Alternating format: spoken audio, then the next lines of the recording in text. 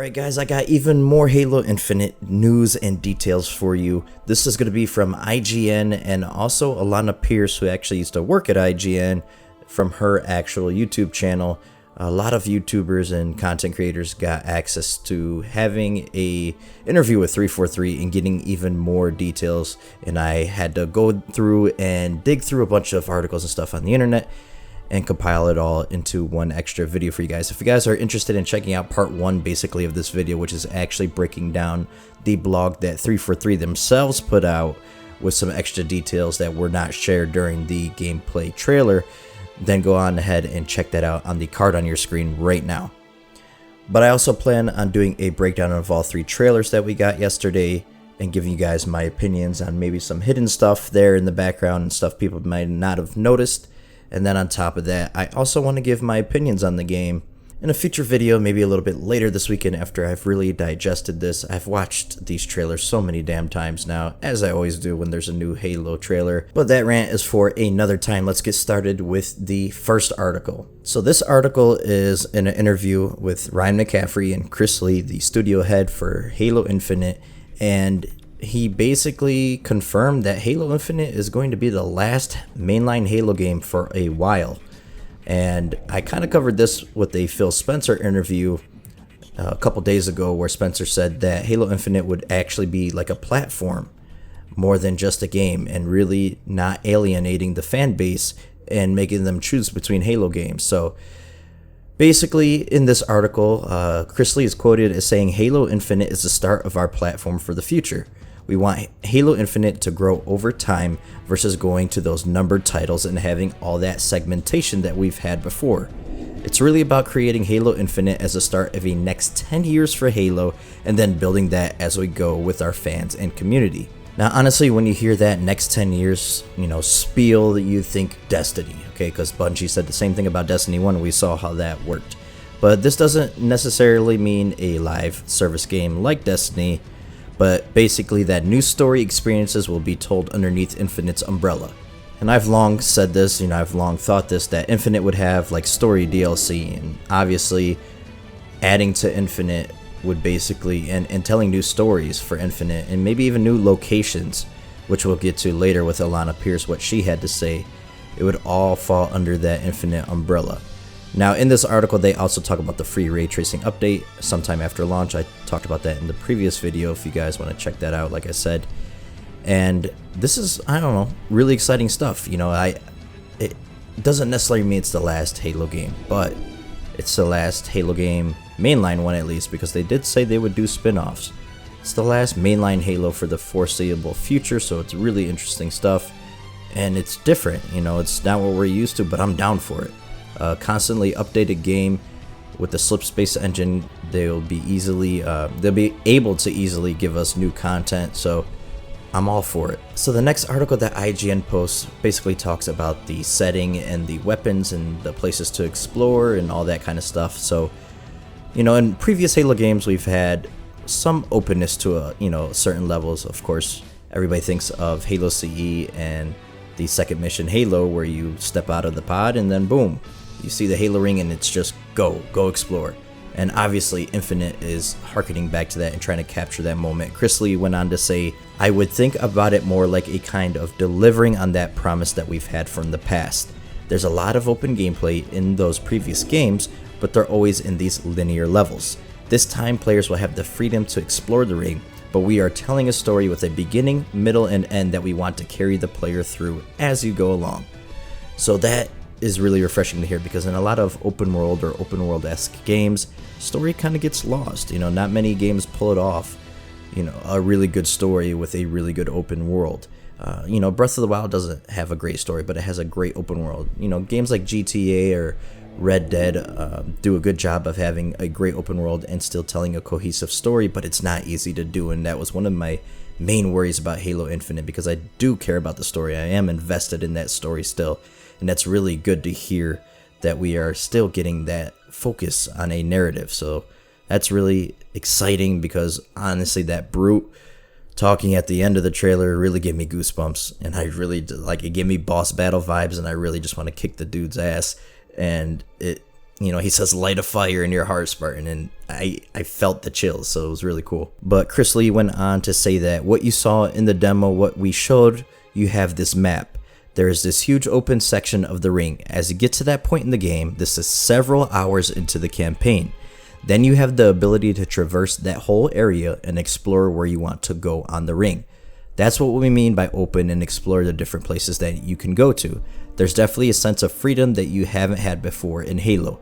You get to choose your path there, but we do also want to tell that story. So while you're doing that, we want to keep the story moving forward versus like a non-linear story or something like that.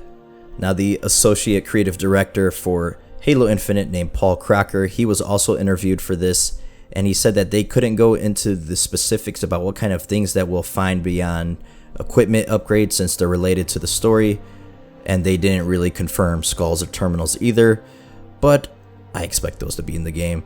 Crocker did explain why we may want to explore the ring regardless of any sort of collectibles. He went on to say that there is a kind of emotional core to it. You'll be pulled to some of these locations as well, which you could say is story based. It's also what the franchise is about.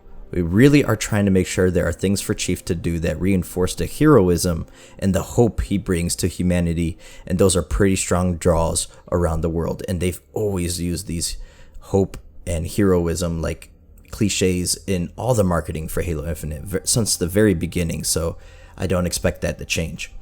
Now, we do have a lot of new subs here, but I did confirm this in a old video of mine, but Chris Lee once again reiterated that there is a time of day or a day-night cycle in Halo Infinite, so that is confirmed now. Now, one of the first things I noticed in the campaign gameplay trailer when they pressed start and saw the map, there was an upgrades tab in the menu. So Halo Infinite doesn't have any sort of experience meter, nor does Chief keep a permanent weapon loadout, as far as we know. But Chris Lee went on to explain that upgrades are items that you'll discover as you explore rather than some sort of experience-based skill tree or other mechanics that wouldn't make much sense for Halo. He went on to say that we do have a light upgrade system for Chief as he explores this ring. He'll be able to upgrade equipment items. The grapple and the drop shield that we showed are kind of in that concept of a spiritual reboot that harken back to the equipment system in Halo 3. Those are two equipment items that Chief will be able to find and use as you play through the game. And notice how he said spiritual reboot. Now, Halo Infinite has been confirmed. It is a spiritual reboot for the series, so that is from 343 themselves, in case you guys were wondering. Now, the final thing mentioned in this article is the new weapons. So with the Banished, there are plenty of new weapons as well, and I expected a lot of new weapons, but they really showcased a lot of them in the new trailer. So the Ravager is a Banished 3-round burst energy weapon that runs on plasma fuel. And in my breakdown video, I'll talk about something that's kind of interesting about each weapon too. So the fuel level is, as always, represented by a percentage. There's a blade at the end of that slightly increases melee damage. Now, a note. Banished bladed weapons do have a slight boost in melee lethality. They actually take the same number of hits as other weapons to kill a full shielded Spartan, but they can also one-shot a Spartan that has 50% or less shields, and that's from Chris Lee.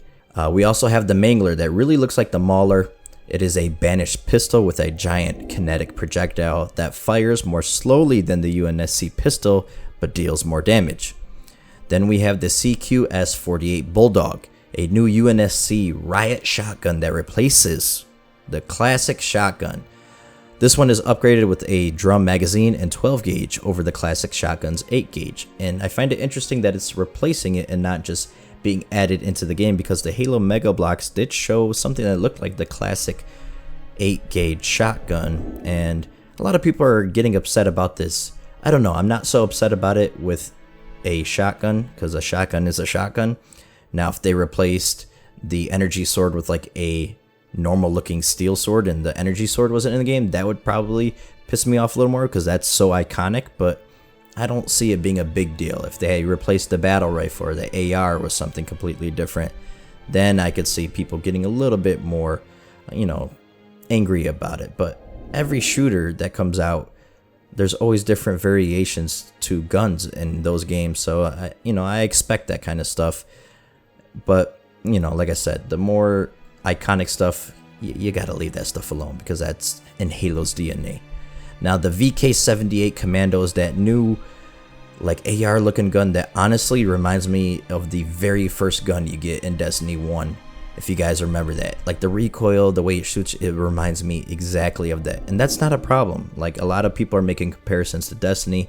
To me, that's not a problem because I actually enjoy Destiny, and Halo and Destiny's gunplay will forever be synonymous with each other because they feel so similar. That feeling, that great gunplay in Halo was made by Bungie, and 343 really did a good job retaining that gunplay.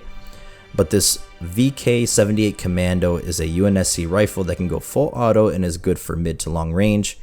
And then we also have the Pulse Carbine, which is a familiar but not quite identical version of the classic Covenant Carbine weapon, which makes me wonder if there are weapon variants, if we'll get the single shot, fully auto or semi-auto versions of the Covenant Carbine. They didn't go on to mention anything about this pistol that we saw, but I'll mention that in my breakdown of the trailers. Now on the final article from IGN, minor story spoilers here, so if you guys don't want to hear any of it, you could click off right here. But basically, Halo Infinite takes place well after the ending of Halo 5, with a rampant Cortana nowhere in sight and the Master Chief adrift in space like we saw in Discover Hope.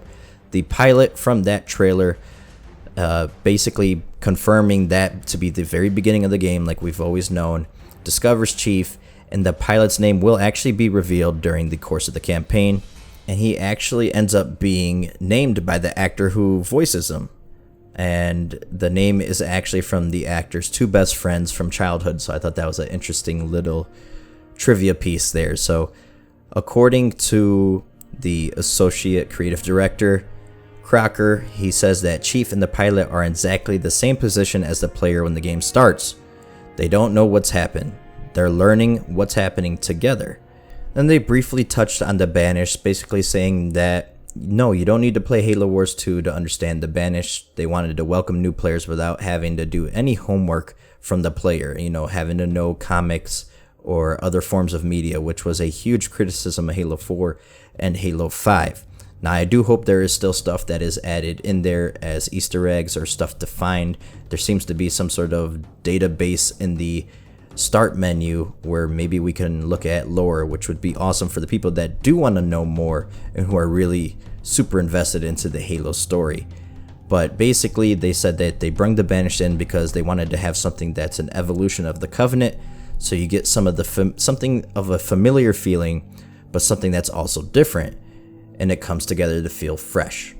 And notice we still have no mention of any kind of Prometheans in this game, which would be crazy if they just dropped that enemy, but it is a spiritual reboot, so maybe not.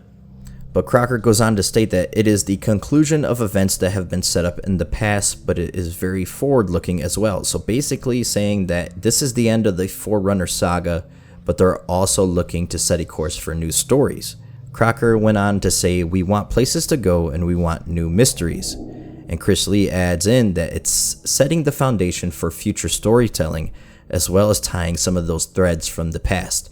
You don't need to go through the whole franchise to learn and understand the fiction coming in, but if you do have that knowledge, we want you to be rewarded for that. You'll see these extended universe elements and nostalgic moments. There have been a lot of goosebumps in the studio as we have finished different scenes and things that are in the game, and that is really exciting to me. That last part about being excited, by the way, that's from me, Patman, not from Chris Lee, but that does get me excited. Now, as to whether or not we should expect a chattier Master Chief, kind of like Halo 4's, or a more strong and silent type like the original trilogy, then Crocker went on to say that I think it's probably somewhere in between. We are definitely leaning more towards the strong and silent type, but there is quite a strong emotional core that involves him being a lot more vocal. So Ryan McCaffrey goes on to end this article talking about the new villain, a Banished leader named War Chief Escharum, and that he's the leader of the Banished on this Halo ring, and basically talks about that final speech that he's giving Chief. Now in that speech, he talks about the Harbinger, and it sounds like he's talking about another faction because he says the Harbinger and the Banished are basically working together. So Ryan McCaffrey said, hey, is that referring to Cortana's created? And neither Lee nor Crocker would say what he's referring to, so I guess we'll just have to find out. Now, the final bit of information I wanted to talk about was from Alana Pierce, like I said, and she had an exclusive interview with 343 with Chris Lee, and she actually asked Chris Lee if there were other worlds to go to in Halo Infinite, and he responded with they wanted to keep some things a secret, which made her to believe, yes, we'll go to other worlds besides this Halo ring. Maybe in post-launch DLC, we'll have to just see. And they also said you can just explore the ring if you want. You don't have to go to a mission right away. You have that freedom to do so. Also, for 4-player co-op, that is confirmed, according to Alana. And you are only Spartans. Now, she didn't clarify if all 4 players are Chief, who the other Spartans are. Maybe we're Blue Team, who knows? I was hoping to get a glimpse of other characters from the previous games in here, especially Arbiter, but maybe in a future trailer we'll get that. We also know that brutes can throw grunts. We've seen that in the trailer. I think that's freaking hilarious, just throwing them and like, yo, get out there. And also she does mention, which a lot of people have really just seemed to turn their heads to, this is an old build. 343 acknowledged that it's an old build and it's outdated. The things that we saw, even if you guys go ahead and look at the 1 minute gameplay trailer we got after the 8-minute reveal, the textures and everything look a lot better in that version, and I expect the game to look much better by the time it launches. Another really crazy thing that Alana said that she talked to one of the developers about, she said she couldn't name them, but Infinite was actually delayed because of the negative response to the story of Halo 5. Infinite was supposed to come out earlier, but they went back to the drawing board with the story and kind of reworked it, so I thought that was very interesting. But that is all the details I got for you guys. Hopefully you guys enjoyed the video.